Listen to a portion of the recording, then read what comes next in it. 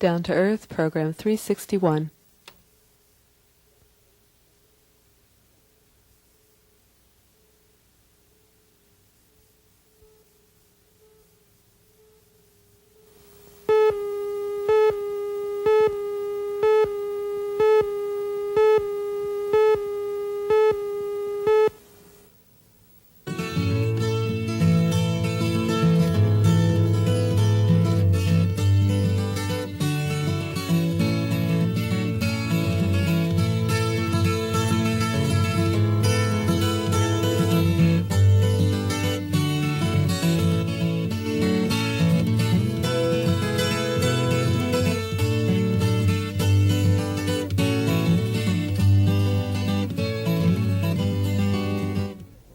The USDA's World Food Outlook in mid-July indicated that Soviet grain harvest this year would fall below expected levels.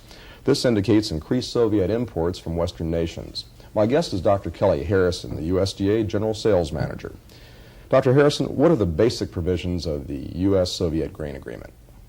So this is an agreement which we developed with the Soviet Union in 1976, which calls for the Soviets to purchase a minimum of 6 million tons of grain from the United States, wheat and corn, and up to 8 million tons without approval.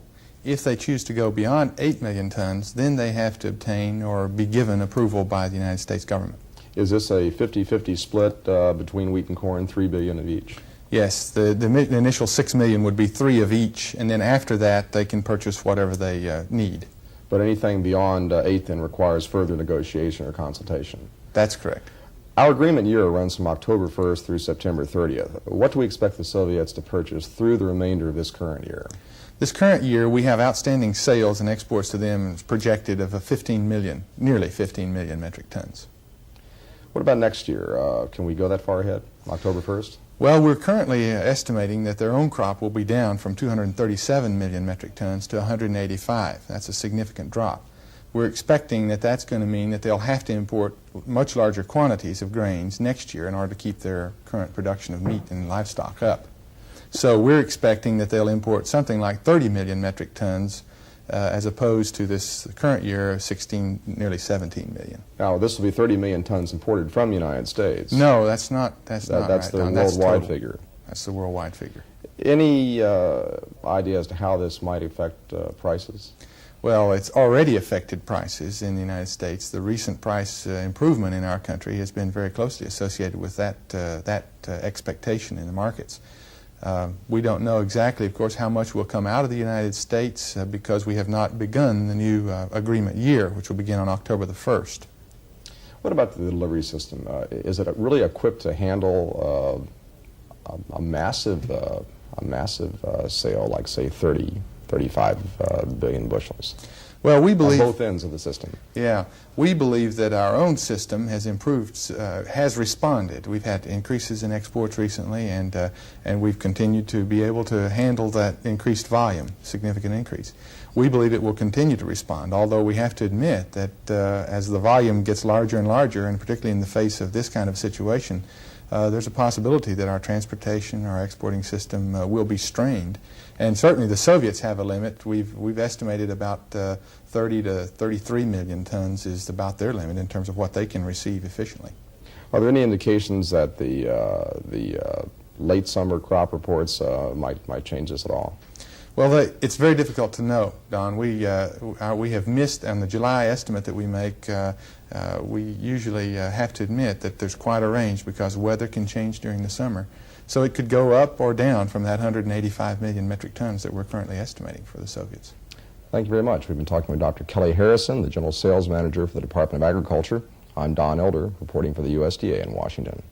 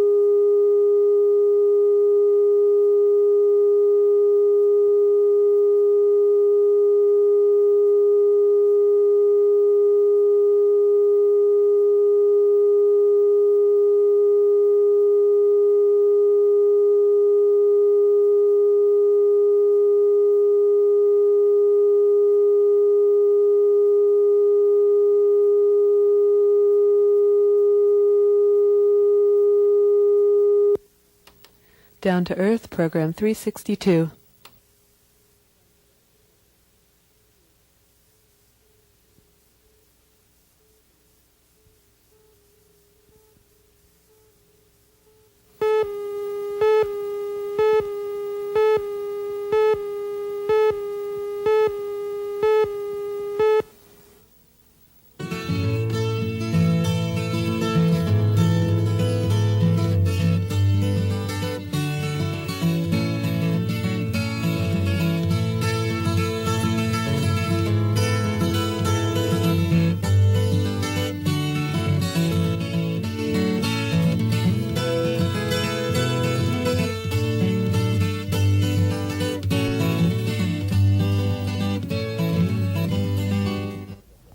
In the aftermath of the large Soviet grain purchase in 1972, a reporting system was initiated to monitor large-scale foreign sales of U.S. grain. My guest is the USDA General Sales Manager, Dr. Kelly Harrison. Dr. Harrison, how does this reporting system operate? We ask the exporters in the United States to report to us on a weekly basis all of the export sales for the previous week. In addition, and those are then compiled and published in a weekly report. In addition, we ask those exporters who are making large sales, more than 100,000 metric tons, to report those on a daily basis within 24 hours of the actual sale, so that we can make press releases so that the market will know of large sales which have been occurring on a daily basis. But any number of sales under 100,000 metric tons could be made and wouldn't have to be reported on a daily basis, but would be part of the weekly. That's report. correct. Recently, we've heard a lot about the term unknown destination. Does this mean that we don't know to whom our grain is being sold and to where it's being shipped? Well, actually what it means is that the foreign buyer who has purchased from our U.S. firms, the grain exporters in this country, does not know for sure what the final destination of a particular lot of grain will be. It may be that for some reason he's purchasing it for his own contingency purposes or a variety of reasons. So it comes in as an unknown destination sale. So many of our sales are not direct sales. We're not selling directly to the Soviet government or directly to a foreign entity. We're going through brokers or middlemen. Yes, that's correct. Actually, it becomes can be a very complicated process. There are many firms worldwide who are buying and reselling U.S. grain. There are many U.S. firms which are centered here but who have foreign affiliates who are buying and selling independent of the home company here. So yes, it's true that there are lots of different people who are selling U.S. grains worldwide. Is this grain reporting system voluntary or is it mandatory? It's a mandatory system which requires them to report, but it only requires U.S. firms, not the foreign firms who are making sales from which they will purchase U.S. grains at some later date. What are some of the things this information is used for? Well, the information is used by farmers themselves to get some indication as to what they expected exports to be in the future. It's, of course, used by the grain companies and the U.S. firms who are trading in grain so that they can get some indication as to what the markets are likely to be. It has an impact, of course, on our markets in terms of price levels. One final question. The Secretary a year or two ago established the Export Sales Advisory Committee. What was the purpose of that committee? Well, the concern that had arisen was that since we only get reports from U.S. firms and we do not require the firms abroad when they are selling to report immediately, but only at the time that it's actually purchased in this country, there was concern that large buyers overseas, for instance the Soviets, might be able to purchase and then not have that reported until some future date, and thereby operate on inside information and get lower prices than they might otherwise obtain. So the Secretary appointed this advisory committee to study that and to come up with recommendations. Thank you very much. USDA General Sales Manager Dr. Kelly Harrison. I'm Don Elder for the Department of Agriculture in Washington.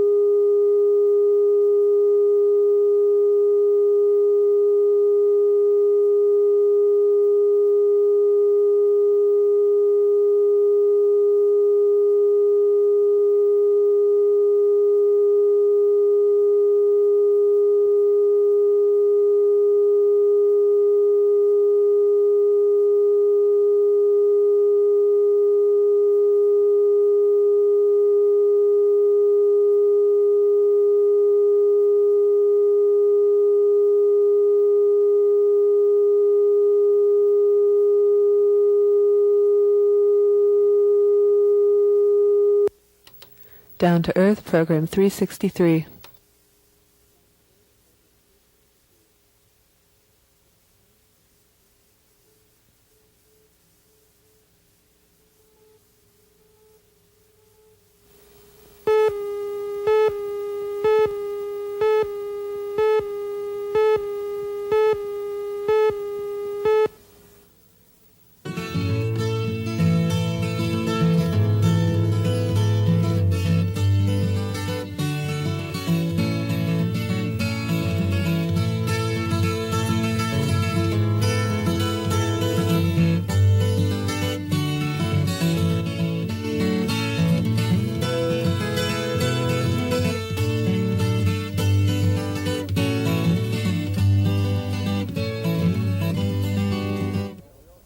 Farmers and ranchers across the country would like to know what happened to all the rail cars. Well, my guest has some thoughts on this. Dr. Bob Tosterud is with the USDA Office of Transportation. Bob, what is the situation with rail cars right now? Well, for the last 2 years, we've been suffering a rather severe shortage of equipment. Currently, we're in the area of 20 to 25,000 covered hopper cars short per day throughout the United States. Is this actually an equipment shortage, or is there an allocation problem too? The cars aren't where they are needed at any given time. It's primarily a utilization problem. The ability of the railroads to get the equipment through terminals and into port positions. How many times will, say, a boxcar or a covered hopper car turn around in a year, be loaded, unloaded? Well, 10 years ago, interestingly enough, we were looking at about 18 times per year. Now it's down to about 15 times per year. Why is this? Well, again, it's a matter of trying to get the equipment through a very complex system, through a massive amount of railroad yards and freight terminals, along with several other problems as well. How many boxcars and or covered hopper cars are currently in the system now? Well, at the rate we're going right now, if the last year is any indication, the railroads, the U.S. railroads, are retiring in the area of 1,000 cars per month, these being boxcars. They are adding, on the other hand, about 500 cars per month, and these being covered hopper cars. Which hold more than the boxcars. Right. The covered hopper car will load approximately 3,200 bushels, while the boxcar will load 2,000 bushels. So it's about a 3-to-2 ratio. Mm-hmm. The capacity has remained about stable, but the absolute number of equipment has declined dramatically as far as the railroad ownership is concerned. And of course, not all rolling stock is owned by the railroads. Much of it is in the hands of the private sector. What's happening here? Substantial growth in that area. The private firms, the country elevator operators, the fertilizer dealers are adding equipment to the system at the tune of about 1,000 cars a month. So that's where the growth is coming from. Do you see any turnaround in this situation in the next year or a few years where, we actually have all the cars we need when and where we need them? I sure don't. I think the grain marketing industry of the United States is going to have to adjust to a perpetual shortage. It's a situation where the tail is now beginning to wag the dog, so to speak. Mm-hmm. But the railroads simply cannot afford to have $45,000 pieces of equipment sitting idle. One final question. Well, what options do we have? We have to move grain. Well, there are many options that USDA is looking at, as we must. And pool ownership of cars, coordination of equipment, new technological changes necessary for equipment.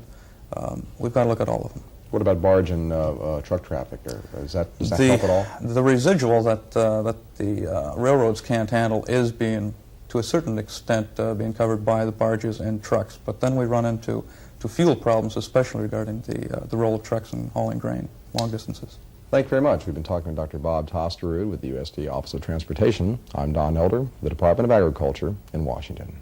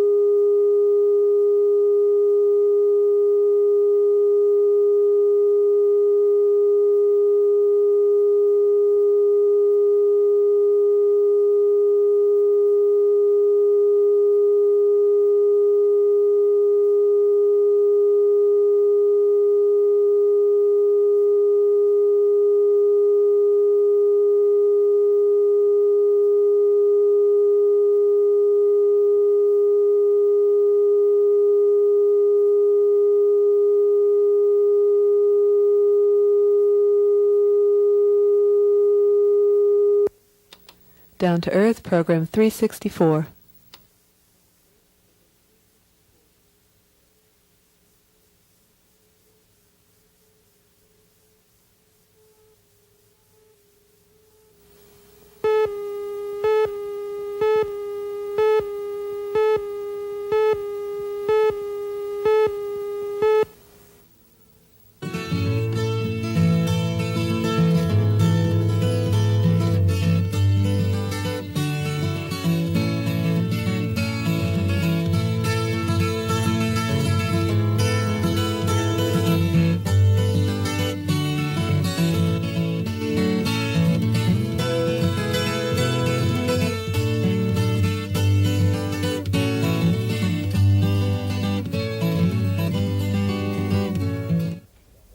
Last year, Agriculture Secretary Bob Bergland established the USDA Office of Transportation. With me to look at what the goals and the responsibilities of that office are is Dr. Bob Tosterud.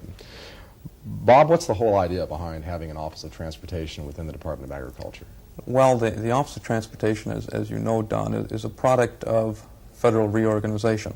The Secretary of Agriculture wished to combine a variety of agencies within the USDA into an Office of Transportation. It is, and it provides services in the areas of rural and agricultural transportation.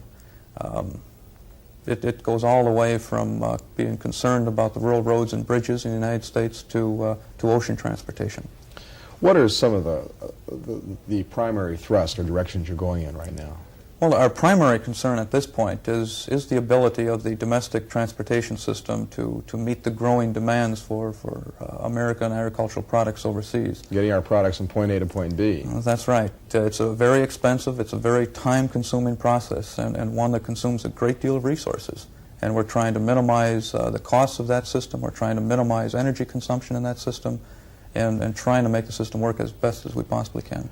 In addition to taking the overall view of marketing and transportation problems in this country, especially as far as trade, are you working with regional problems, working with states or certain areas of the country? You know, hey, the railroad doesn't stop here anymore. They came in and tore up the tracks. What are we going to do? A primary thrust of the Office of Transportation is its technical service assistance.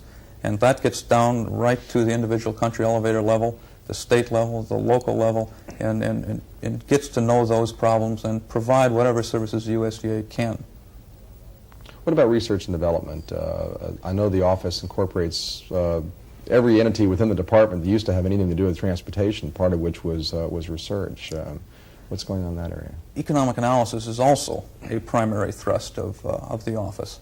And we're looking at problems that have been around for perhaps 100 years, those being the car shortage, branch line abandonment, truck and rail deregulation. All of these things are of extreme interest to the Secretary and of extreme concern to agriculture in general.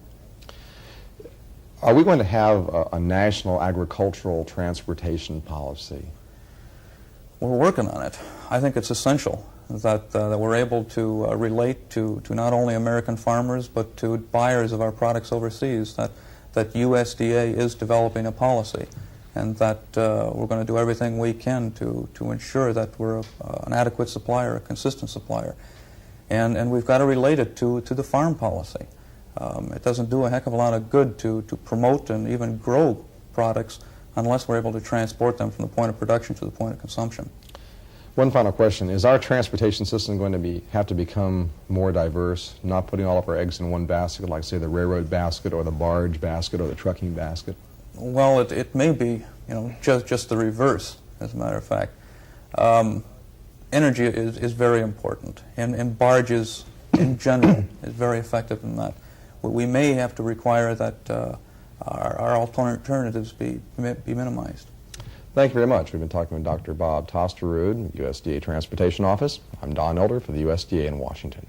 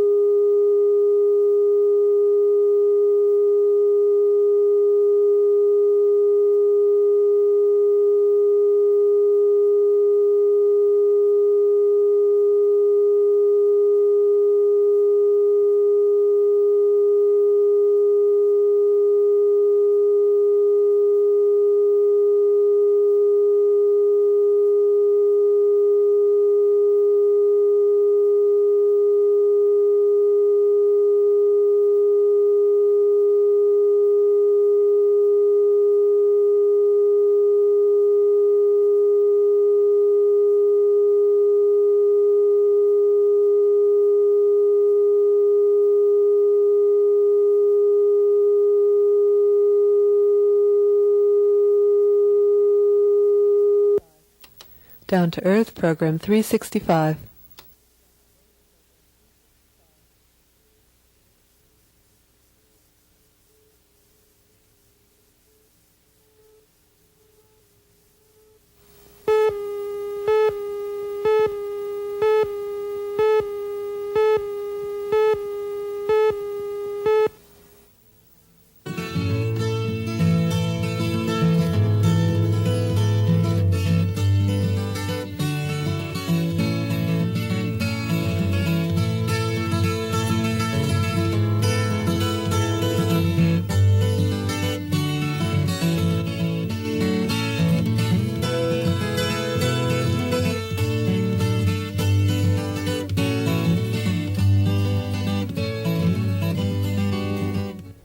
Farmland prices have risen more than 13% per year for 6 of the last 7 years.